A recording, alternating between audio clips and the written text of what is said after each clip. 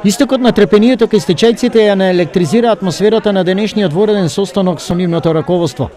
Намерата на стечајниот лидер Лилијана Ѓоргиевска да им ги објасни законските измени и поднесени нови амандмани за конечно решавање на нивниот статус почесто беше прекинувана од нервозните стечајци. 8 години одам во ова друштво редовно. 8 години, ја 15 па још не сум добила. Ама се дичим за стојшто на 9000 ќе добија. 15 година ми трчимо по улицата поч. Немојте да бидете себични. Ама не сме себични, ние сме... Слушај, господине, закон си е какав и да донесемо закон. Какав и да донесемо. Не може сви да ги опфати од еден пут. Бидите реално.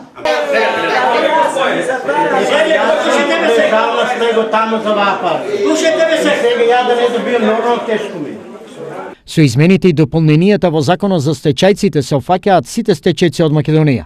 Тоа значи на списокот ќе се најдат и оние кои досега не биле. Значи оној што имашмо работници с погодбено оставио работу, сам напуштио работу, дали му отказ од работу, значи тој се све брише.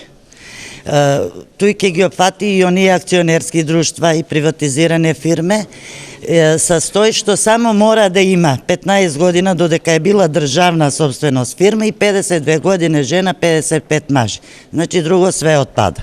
За да можеме што повише стечени работници да ги опфатиме со овој закон. Така што ќе биде уште најмалку 1600 обештетени стечени работници. Колку на списокот ќе се најдат нови стечајци од Штип, чиј статус ќе им се реши, се слушна на денешната средба.